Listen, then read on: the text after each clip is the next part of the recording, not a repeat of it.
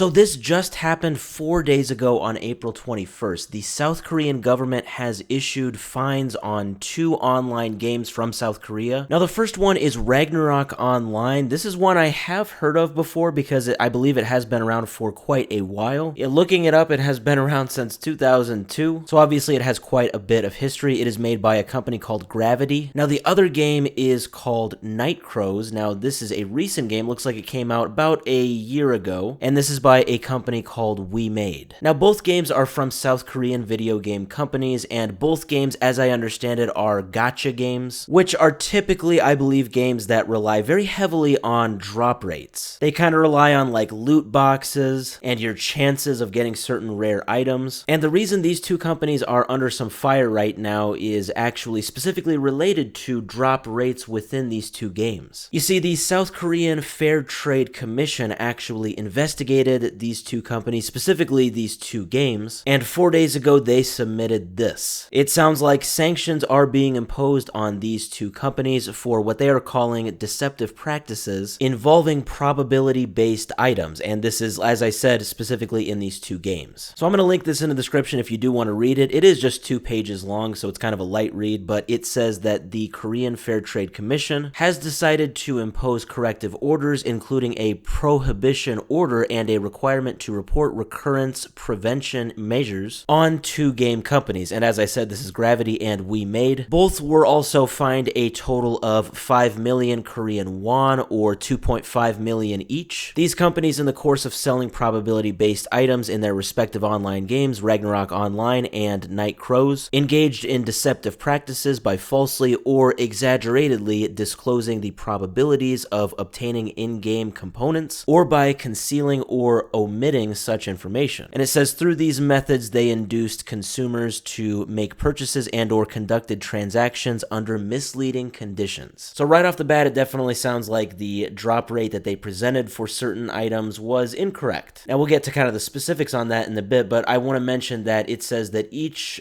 company is being fined 2.5 million won. That sounds like a lot until you convert it. That is just a measly 1,700 US dollars for each company. And like, I'm not bashing the Korean Fair Trade Commission here. I just think that is that's a very light penalty for what they did. So as far as what they did, it says that in terms of the company Gravity, so that is in terms of Ragnarok Online, it says that during a recent 7-year time span, so from March 2017 to March 2024, Gravity sold 3 types of probability-based items to consumers of its game Ragnarok Online, while engaging in the following deceptive practices, and then it breaks it down for each of the 3 items. Now the last one isn't very significant. It just talks about a very small percentage drop with 1 item that was unreported to players. The second one is pretty big, where it says that 1 item, the drop rate was exaggerated by about 5 times. But then the first one is the biggest. It says that the company falsely advertised the probabilities of obtaining certain components in this like this loot box, and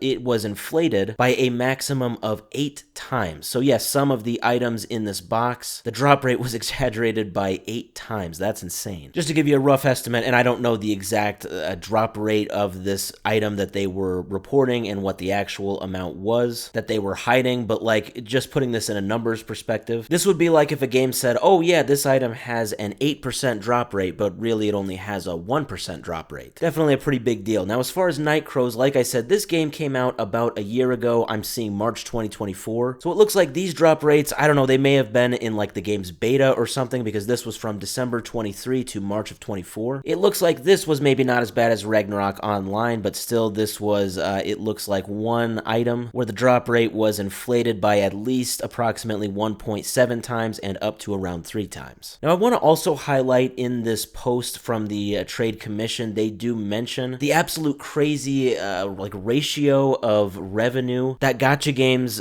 get on these sort of probability-based items. Basically, it's 3/4 of their revenue. Yeah, I highlighted it here. It's a 75% of the total sales and I guess overall revenue from game companies. That all comes from these items, or these boxes that have items in them. Basically, 3/4 of the company's revenue, it ain't coming from just a pure game sales. It is coming from like loot boxes and cosmetics, that kind of thing. So obviously that is all to just make the point that these drop rates rates, misreporting them is definitely quite a big deal. That again is why I'm very shocked that these companies only got fined $1,700. They also go on to say that probability-based items have become a primary source of revenue for game companies in the current gaming market, and the probabilities associated with these items are a critical factor for consumers when deciding whether to purchase, how often, and in what quantity. Nevertheless, due to the severe information asymmetry between companies and consumers, many consumers have long raised doubts and complaints about the accuracy of the disclosed probabilities and have repeatedly called for corrective action in this area.